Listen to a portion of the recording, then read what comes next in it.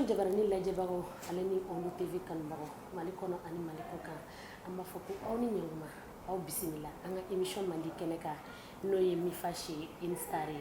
Mifache une star ye jɛmukan ye an bɛ wuli ka se an ka seko ni dɔnko tigilamɔgɔw ma minnu barala an ka jamana kɔnɔ art kɔnɔna na bi an b'an ka fitinɛ yelen dɔ fɛ yen nɔ a yɛrɛ tɛ mɔgɔ dogolen bilen art kɔnɔna na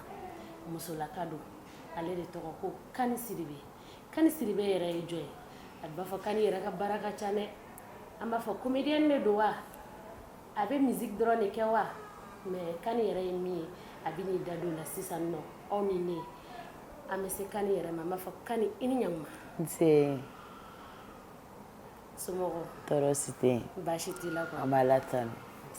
nse bi Mifa production ale ni Olu TV ka bolo di ɲɔgɔn ma sira latigɛ la an wulila ka se yan ani bɛna jɛ ka masala kunkurunin kɛ yala o tɛ kɛ baasi kɔni ye vraiment n ka foli bɛ Mifa production ni télé Ondu mɔgɔw bɛɛ lajɛlen ye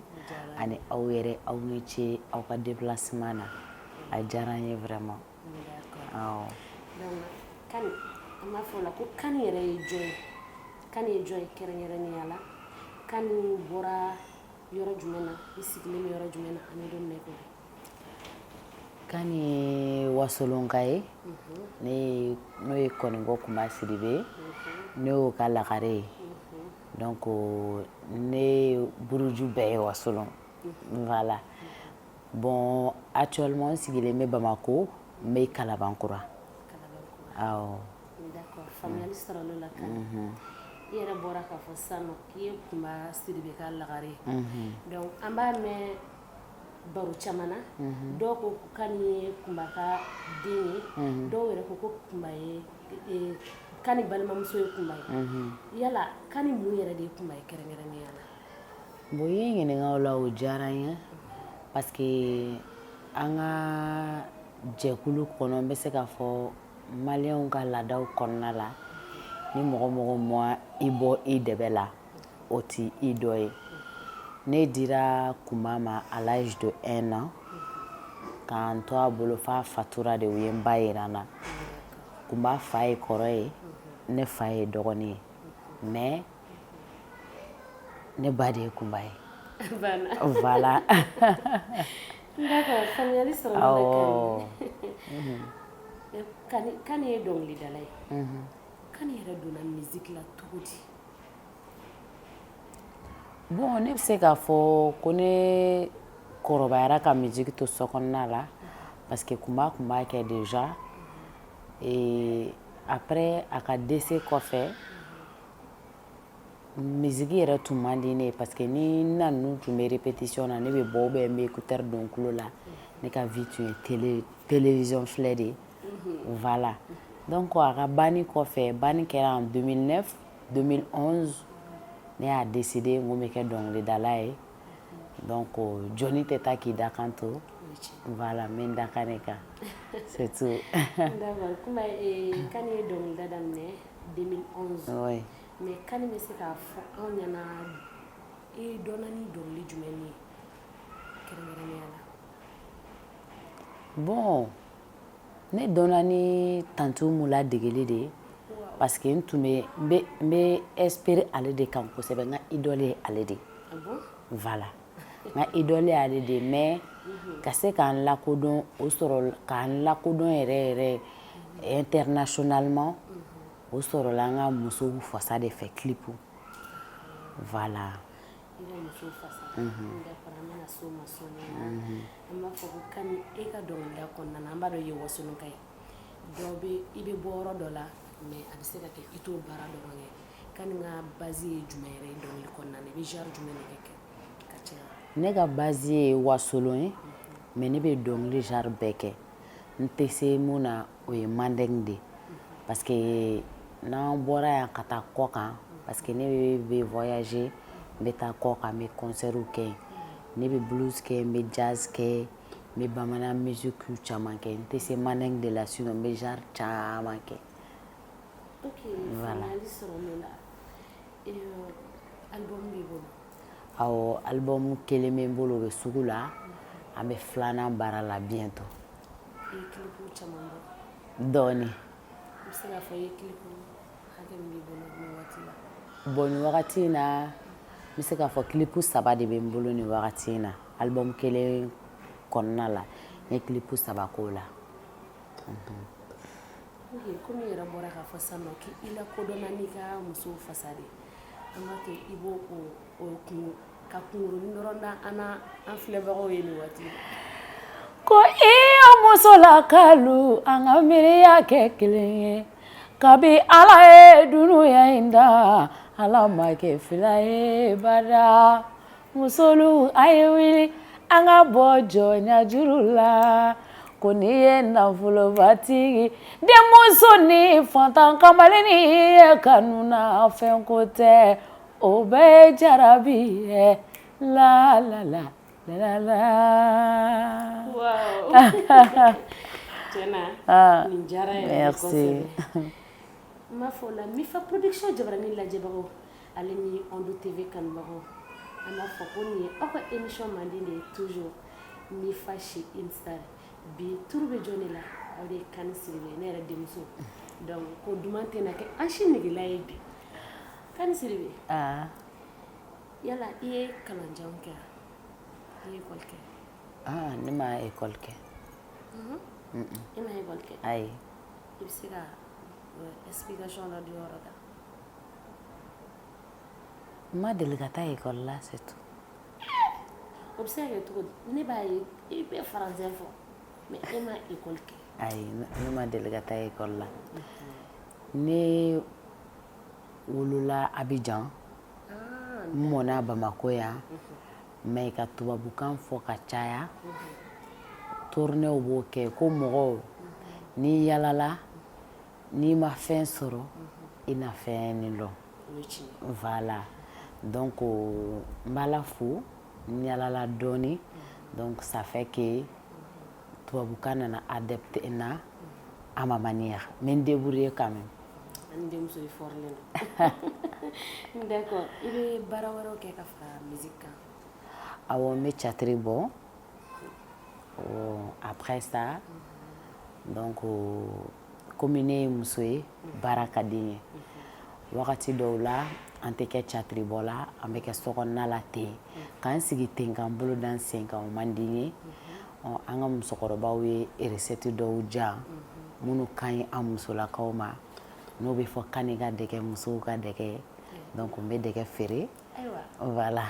cameraman an bɛ dɛgɛ min fana an tatɔ bɛ dɛgɛ min an ma dɛgɛ awɔ voilà voilà donc i bɛ dɛgɛ feere i ye catiribɔla ye awɔ kani bɛ baara caman kɛ mais n denmuso fɔrilen don d'accord an bɛ taa ɲɛfɛ halisa baara o baara kani i b'a ye k'a fɔ gɛlɛya bɛ sɔrɔ a kɔnɔ wa nɔgɔya yɛrɛ fana bɛ sɔrɔ a kɔnɔ kani bɛ se k'i da don a ye gɛlɛya min sɔrɔ a ka baara daminɛ ani sisan cɛla la i bɛ se k'i da don o dɔɔnin n'an ye ani i ye nɔgɔya min fana sɔrɔ baara kɔnɔna na bon i yɛrɛ y'a fɔ cogo min baara o baara gɛlɛya b'a la tel que nɔgɔya b'a la ne bɛ se ka n da don min na dɔrɔn o ye conseil de ye k'a di ne ni ɲɔgɔnnaw ma ne yɛrɛ b'a dɔn ne ye gɛlɛyaba de sɔrɔ sani ne ka se bi la a gɛlɛya dɔw tɛ ban ɲɛfɔ la tel que a bɛ ban ɲɛfɔ la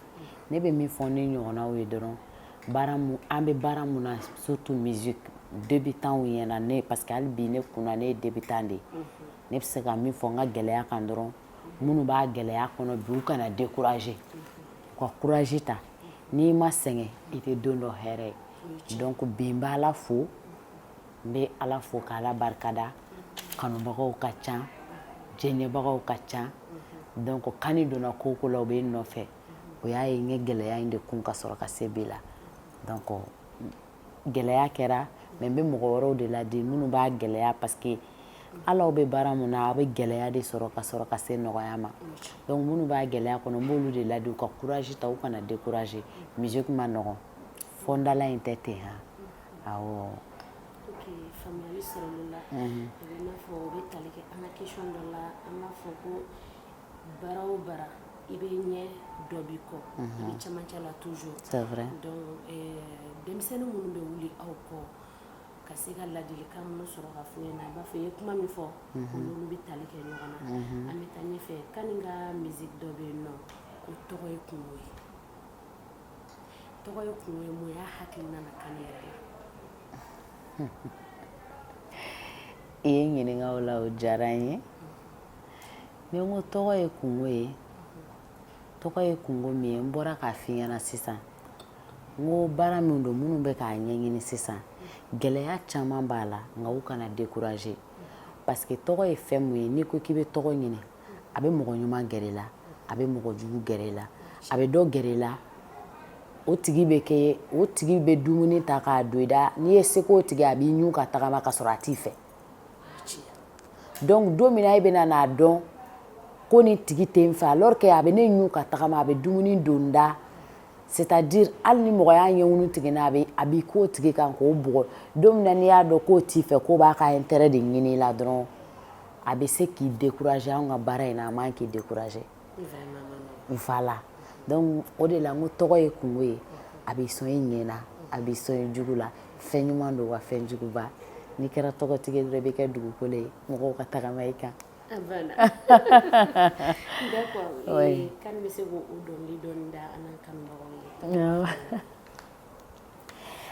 tɔgɔ ye kungo ye fɛn ɲumanba tɔgɔ ye kungo ye fɛn juguba a b'i sɔn i ɲɛw na fɛn ɲumanba k'i sɔn i jugu la fɛn juguba i mana don jama la i ɲɛna kala i taama tagama k'i sigi cogo dɔn cɛ i sigi k'i ɲɛ waga k'i réfléchir ka mɔgɔw dɔn tɔgɔ ye kungo ye tɔgɔ ye kungo ye oui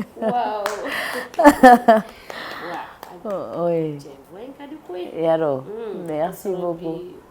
mura bɛ na wallahi ok Kani i ka musique dɔw bɛ yen nɔ an b'a ye k'a fɔ guitare b'i bolo i bɛ guitare fɔ n bɛ n débrouiller mais Kani e mana ni guitare ni yɔrɔ la k'o dɔɔni an k'o to don wɛrɛ la surtout mura bɛ na bi a n'aw kanu n'aw diyaɲɛ tɛ ne kun lasigi ma nɔgɔn tan bi dɛ Kani komi e ko k'i ka idole ye tanti Umu Sangare de sisan tanti Umu Sangare ka musique e bɛ se ka musique jumɛn de da ko ne yɛrɛ bɛ sigilen fo ne bɛ joie n yɛrɛ ma tantɔ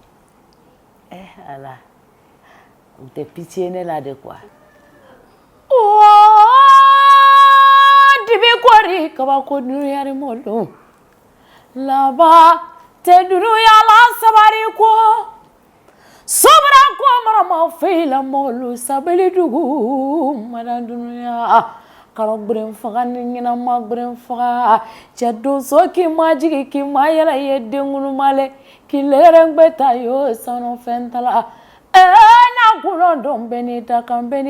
don gberen faga ni ɲɛnama gberen faga ka ne sɔn sogo ka na kun ye kɛ kantigiri mɔlu kan sɔn nugu gberen na ko cɛsiri fɛn tɛ ka ne sɔn sogo miɛla kun ye bɛ kɛ ɲari kan sɔn sogo sɔnna dunuya sɔn mɔgɔ la sɔn sarama la sɔn tɛ mɔgɔ la sɔn sarama la lolo ka ne sɔn furu ko biri kan fɛn tɛ kan sɔn ne ŋuna ko ye dɔ kuma diya kɔmɔlu lolo baro mɔgɔ kɛ la lolo kiriri baro mɔgɔ min ka fusa n ta bɛn barari ko n ta bɛn bara baro ɲɔgɔn kojugu tɛ kelen kelen sa tɛ bulonda bana ni denwolobeliya tɛ dɔ sala dɔ wolola kɔmɔjɔ ni bamɔjɔ dajinɔ ta fɔ kɛ furari o bɔn tɛ kɔmɔjɔ kuru samani wa kelen ni o tɛ fili ɲaga nɛgɛ minɛ kɔ sababu na mɔgɔya diya la cɛ ala kana fɔ sabula diɲarɔ hele sabulu de kɔnɔyɔrɔ wasɔrɔ ntɔlɔmɔgɔ ka n'o juma kolo ntɔlɔmɔgɔ ka n'o tangwalana ayiwa mɔgɔ ka mɛn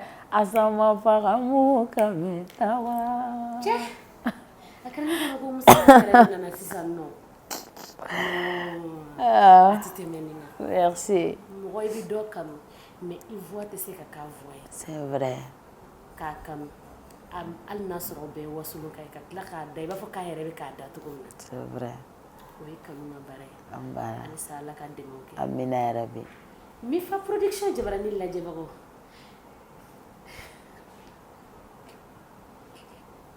ne yɛrɛ ka ɔnu tv tun nana Mifa production jabrani la jabago ale ni Ondo TV kanbago an b'a fɔ ye halisa ko ni an ka émission man di de ye min ye Mifa chez une star Mifa chez une star ye jɛmukan ye an bɛ wuli ka se an ka seko ni dɔnko tigilamɔgɔw ma minnu baarala an ka jamana kɔnɔ art kɔnɔna na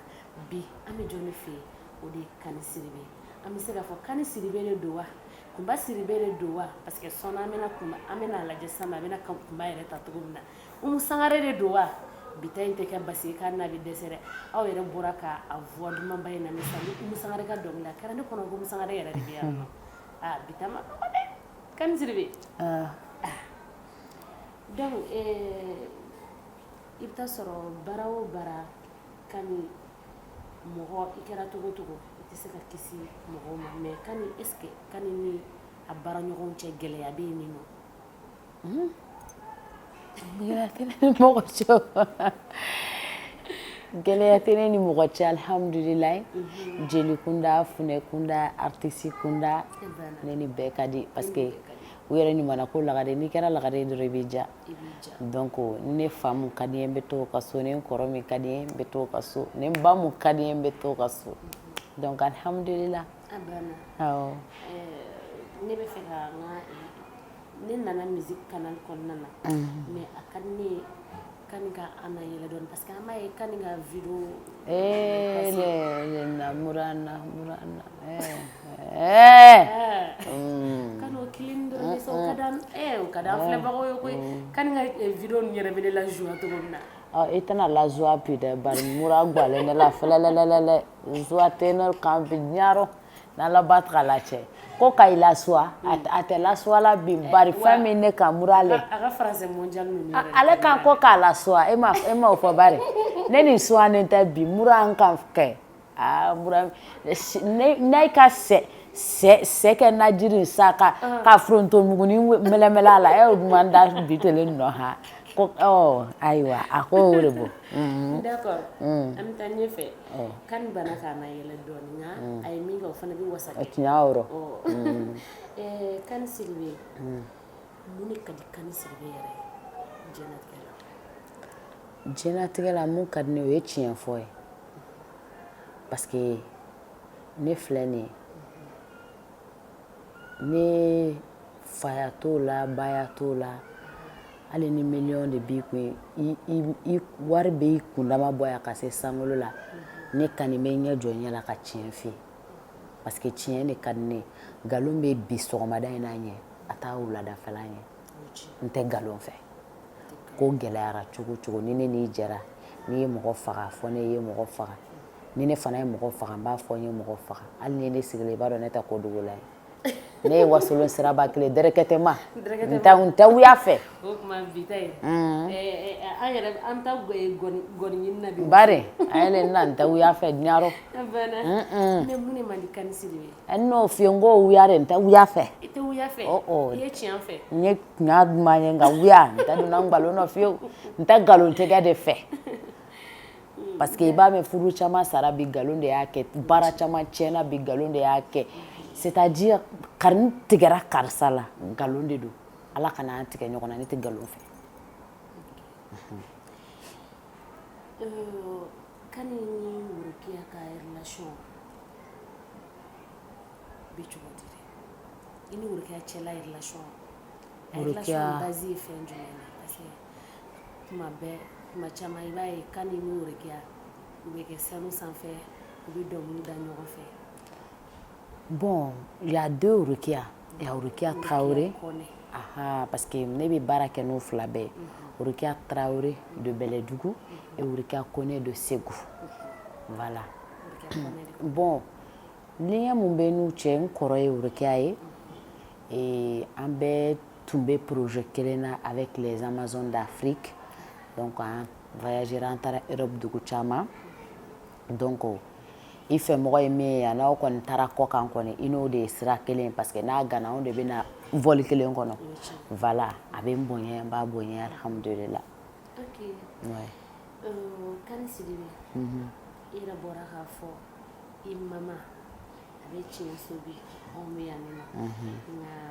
i bɛ se k'a ka musique jumɛn de da anw ye sisan nɔ nin waati kɔnɔna na i n'a fɔ i ye Umu Sangare ta kɛ cogo min na ne yɛrɛ jouera n sigira a kɛra ne kɔnɔ ko Umu Sangare bɛ yan n k'a dɔn ko Kumba Sidibe yɛrɛ fana bɛ yan nɔ. ala mura cɛba ya mugu kan ya oui donso ya mugu kan do dununkan ma sirani i nana bɔ n ye ya mugu kan maliden ɲumanni cɛ ya mugu kan dununkan ye wasolo ayi warama yi yanugu la ayi warama yi nana bɔ n ye ya dununkan ye koni wari cɛw ka dununkan do Bamako murari bɛ n'an ka to ten ne bɛ ka na jɔn kama o banna ŋɔni mɛ cɛ wele soni kungo wolofa bala ye cɛ de soni kungo ŋɔni mɛ cɛ wele soni kungo kati sola ye ŋɔna de soni kungo wa danaya kɔni b'i fɛ o tɛ o ye cɛba ya mugu kan ya oui donso ya mugu kan ya dununkan ma sirani Kani ni mura kun tɛ bi ni y'a muralama ye donc ni mura tɛ Kani na o kuma tɛ kɛ Mifa Production Jabarani lajɛbagaw hali ni Onu TV tanu kanubagaw n b'a fɔ ye halisa ko nin ye aw ka émission mandi ye n'o ye Mifa Show Star ye bi ta turu bɛ jɔn na o de ye Kani Sidibe ko duman tɛna kɛ anw si negela ye bi an ka taa dɔrɔn minnu ni ka di ne ka to avec la voix d'or. D'accord, Kani Sidibe an ka émission bɛ ɲini ka se a kuncɛyɔrɔ ma Kani bɛ se k'a fɔ a ka projet ye fɛn jumɛn ye don n'a nataw la. I ye ɲininka o la o diyara n ye n y'a f'i ɲɛna cogo min na projet o ye album deuxième album ye album in tɔgɔ dalen de don Kumba Sidibe hommage à Kumba et j'ai décidé parce que Kumba sara le 10 mai 2009 donc le 13 mai an sera k'o de sɔrɔ parce que ani 10 ka surun ɲɔgɔn na le 13 mai 2022 an ye hommage rendu a ye Babemba la donc ni ala ye le 12 mai 2023 fara ne ni aw si kan an bɛ fara ɲɔgɔn kan an bɛ taa hommage rendu à cette grande dame ni muso belebeleba min y'a ka vie bɛɛ vécu pour le Mali an bɛ fara ɲɔgɔn kan tuguni an bɛ taa hommage rendu Kabako Kumba Makosa Kumba Koniko Kumba Maliyɛnw ka Kumba ye inchallah ni ala ma fɛn wɛrɛ kɛ n si kɔni na chaque mai an bɛ fara ɲɔgɔn kan an bɛ hommage rendu a ye ayiwa an bɛ ka centre fana labɛn une centre qui s'appelle Kumba Centre Kumba Sidibe musomani minnu parce que denmisɛnninw de tun ka d'a ye musow ka baara e ma ye baara ka di ne ye musow ka baara minnu bɛ fɛ ka dɔnkili dege ka baara wɛrɛw dege bolola baara wɛrɛw aw bɛ na centre Kumba saba kɔnɔna la ayiwa o projet o bɛ inchallah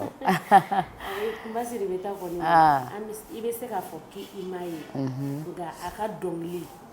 a tɛ lamɛn o ye nkalon kuma o ye tiɲɛ hali sini den min bɛ wolo bi n'a kɔrɔbayara i bɛ kuma ka dɔnkili lamɛn dɔnkilidala yɛrɛ yɛrɛ de wallahi mais u b'a fɔ cogo di ko na duman tɛmɛ daga o ye tiɲɛ ni fɛn min kuma sera dɔrɔn o ye wallahi wallahi an bɛ dugawu kɛ halisa ala ka lahara sɔn suma amina yarabi amin k'an yɛrɛ ɲa sani an ta don amina yarabi ala ka le 12 mai 2023 amina 2023 Babemba kɔnɔna inchallah an bɛɛ bɛ ɲɔgɔn sɔrɔ ni inchallah ala kira jɛna ok Kani Sidibe an bɛɛ b'a dɔn Mali bɛ cogo min na donc i kɛra denmisɛnnin o i kɛra mɔgɔkɔrɔba ye o Kani bɛ se ka ladilikan jumɛn sɔrɔ k'a fɔ maliyɛn den bɛɛ lajɛlen ani dugawu min b'i bolo k'a lase Mali ma ne bɛ ladilikan min sɔrɔ k'a fɔ n'i y'a mɛn Mali an maliden minnu b'a kɔnɔ anw de don ne ni e ni baarakɛɲɔgɔn k'o fara fani bɛɛ lajɛlen kan maliyɛn minnu bɛ Mali kɔnɔ ani Mali kɔ kan an k'an bolo di ɲɔgɔn ma parce que Mali jigi y'a kɔnɔdenw de ye ayiwa an bɛ dugawu de kɛ dɔrɔn an ka faso in ala k'a yiriwa an bɛɛ hakilina ye mun ye ala ka Mali k'o ye ala ka an tigɛ dilen to ɲɔgɔn ma ala ka Mali yiriwa et je suis fière d'être malienne ka bɔ ka taa Mali kumabɔ yɔrɔ wɛrɛ ka na n ka so amina ya rabi. D'accord, kan bɛ se ka folikan jumɛn lase a kanubagaw ma ni waati in na? N bɛ folikan min lase n kanubaga n bɛ n kanubaga bɛɛ lajɛlen fo ne kanubaga bɛ diɲɛ yɔrɔ o yɔrɔ n bɛ n kanubaga bɛɛ lajɛlen fo Mali kɔnɔ ani Mali kɔ kan ka tila k'a fɔ n kanubagaw minnu tun bɛ kuma ko kani ka to ka jouer week-end kɔnɔna la u ka na an ka taa deux musiques kɔnɔna la deux musiques filɛ nin ye Torokɔrɔbugu tribunal kɔfɛ juste 4e kɛrɛfɛ ne bɛ na jouer daminɛ chaque vendredi aw bɛ na an ka taa su gere ɲɔgɔn fɛ dɔrɔn voilà a banna. D'accord. Ok. An b'a fɔ ko nin bɛ dansigi kɛ an ka bi émission na nka i ka musique dɔ bɛ yen nɔ ko n bi waa kɔ sisan an bɛ o kɛ ka kɛnɛ kuncɛ Mifa production Jabara lajɛbagaw ale ni Ondu TV kanubagaw an b'a fɔ a ye halisa ko aw ka émission mandi de don min ye Mifa chez Une Star ye an tun bɛ Kani Sidibe de fɛ yen bi aw yɛrɛ bɔra sisan nɔ avec Sali voix d'or ko ninnu ka di ne ye sa aw yɛrɛ bɔra ka musique caman lamɛn sisan nɔ a bɛna musique min d'an ye sa o de ye n bi waa kɔ. Ko ne sara falu bɛɛ la ne sara balu bɛɛ la a mɛnna n'a ma na ne bɛ taa senna yala ladonni jarabi ye fɛn min ye n'a ma na ne bɛ taa ni ma taa a bɛ na a ti ye ka kɛ a bɛ mɛn ka fɔ de ne jarabira cɛnin na ne b'a fɛ bɛɛ b'a dɔn ko ne b'a fɛ sigiɲɔgɔn ka yafa n ma badenw ka hakɛ to n ye n teriw ka yafa n ma ne baraɲɔgɔn ka hakɛ to n ye a sera ne bɛ taa kanuba yɔrɔ ɲini deli ka gɛlɛn ne bɛ taa kanuba yɔrɔ ɲini kanu ka gɛlɛn ne bɛ taa jarabi yɔrɔ ɲini a mɛnna ne bɛ taa jarabi yɔrɔ ɲini deli ma ɲi de je vous aime. Ni jara yɛrɛ de ni Kanima n'a a tora ka taa jarabi nɔfɛ ten tɔ n'i sara na i tɛ taa dɛ. Mifa production Jabaranin lajɛbagaw Ondu TV kanubagaw ko nin bɛ dansigi kɛ an ka bi émission na an b'a fɔ a ye halisa a kana ɲinɛ ka aw abonné an ka chaîne mandi la Mifa production sur YouTube a kana ɲinɛ fɛnɛ ka j'aime cliquer an b'a fɔ ko k'an bɛ diɲɛ waati wɛrɛ nka san'an ka taa an bɛ foli lase an ka caméraman yɛrɛ ma ko minnu tɛ san sɔrɔ juru kɔ n'i y'a mɛn i ɲɔgɔn doniba t'a la ɲɛbaga ɲuman de b'i la n'olu tɛ an mana sigi cogo o cogo an tɛna ye donc an bɛ foli lase Layi Tarawele yɛrɛ ma an b'a fɔ ko nin bɛ dansigi kɛ an ka bi